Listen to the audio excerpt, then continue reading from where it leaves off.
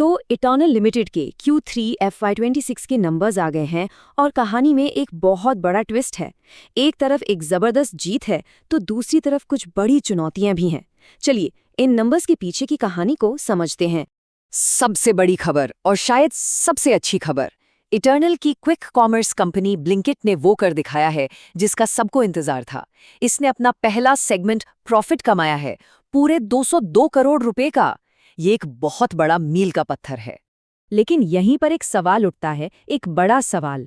अगर अकेले ब्लिंकिट ने 202 करोड़ का मुनाफा कमाया तो फिर इटर्नल का जो कुल मुनाफा है वो सिर्फ 102 करोड़ क्यों रह गया? बाकी का पैसा गया कहाँ? बस यही वो पहेली है जिसे हम आज सुलझाने वाले हैं।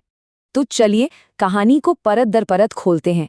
सबसे पहले बात करते हैं ब्लिंकिट की उस बड़ी कामयाबी की। देखिए, ब्लिंकिट का प्रॉफिट में आना कोई छोटी मोटी बात नहीं है।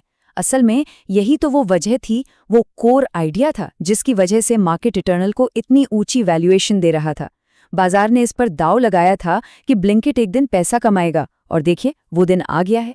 जरा सोचिए ये बदलाव कितना बड़ा है।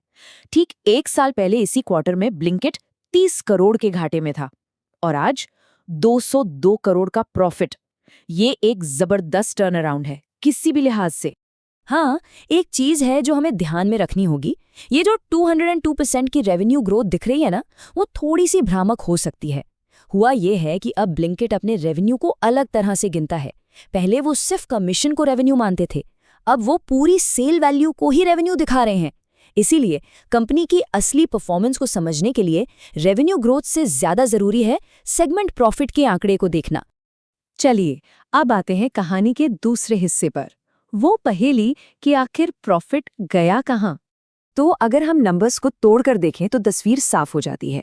फूड डिलीवरी 547 करोड़ का शानदार प्रॉफिट, ब्लिंकिट जैसा हमने देखा 202 करोड़। लेकिन यहाँ एक विलेन है, गोइंग आउट सेगमेंट, सीधा 134 करोड़ का घाटा। तो यही है वो हिस्सा, गोइंग आउट सेगमेंट, जो पूरी कंपनी के प्रॉफिट को नीचे खींच रहा है। एक तरफ बाकी बिजनेस बढ़िया कर रहे हैं और दूसरी तरफ ये एक सेगमेंट है जो सारी मेहनत पर पानी फेर रहा है। और बात सिर्फ घाटे की नहीं है, चिंता की बात यह है कि ये घाटा बहुत तेजी से बढ़ रहा है। पिछले साल ये घाटा 35 करोड़ था और इस साल ये बढ़कर सीधा 134 करोड़ हो गया है। ये ट्रेंड थोड़ा डराने वाला है। तो सवाल उठता है, ये घाटा आ कहाँ से रहा है? याद होगा कि अगस्त 2024 में कंपनी ने मूवीज और इवेंट्स से जुड़ी 2 बड़ी कंपनियां ऑर्बिजिन और वेस्टलैंड को खरीदा था, और इन्हीं डील्स के बाद से ये घाटा तेजी से बढ़ा है। दिक्कत यह है कि कंपनी ने अभी तक कोई क्लियर प्लान भी नहीं दिया है कि ये प्रॉफिट में कब आएगा। अब कहानी में आता है एक बहुत बड़ा और शायद सबसे अहम मोड़, एक नया सीईओ और शायद एक नया दौर। कंपनी के टॉप लेवल पे एक बड़ा फेरबदल हुआ है। 1 फरवरी 2026 से फाउंडर दीपेंद्र गोयल सीईओ का पद छोड़ रहे हैं और वाइस चेयरमैन बन रहे हैं। और उनकी जगह कौन आ रहा है? अल्बिंदर ढिंडसा, वही शख्स जिन्होंने ब्लिंकिट को जमीन से उठाकर आसमान तक पहुंचाया। ये सिर्फ एक मैनेजमेंट चेंज नहीं है, ये एक बहुत बड़ा सिग्नल है। इसका मतलब है कि अब ब्लिंकिट ही कंपनी की मेन पहचान है, कंपनी का स्ट्रेटेजिक फोकस है। अब पूरा जोर क्विक कॉमर्स पर रहने वाला है। तो अब सबसे बड़ा सवाल जो हर इन्वेस्टर के दिमाग में है वो ये है कि जिस इंसान ने ब्लिंकिट को प्रॉफिटेबल बनाया, क्या वो अब गोइंग आउट सेगमेंट के बढ़ते घाटे का भी कुछ करेगा? और यही सवाल हमें कहानी के आखिरी पड़ाव पर ले आता है। इटर्नल के लिए अब यहाँ से 2 रास्ते खुलते हैं। पहला है बुल केस, यानी सब कुछ अच्छा होने वाला रास्ता। इसमें ब्लिंकिट का प्रॉफिट बना रहता है, नए सीईओ गोइंग आउट के घाटे पर लगाम लगाते हैं और शेयर 280-310 की रेंज में जा सकता है।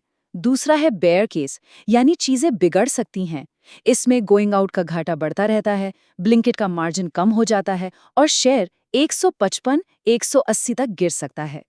तो अगले क्वार्टर में हमें कुछ चीजों पर नजर रखनी है। क्या ब्लिंकिट अपना 200 करोड़ का प्रॉफिट बनाए रख पाएगा? नए सीईओ गोइंग आउट को लेकर क्या फैसला लेंगे?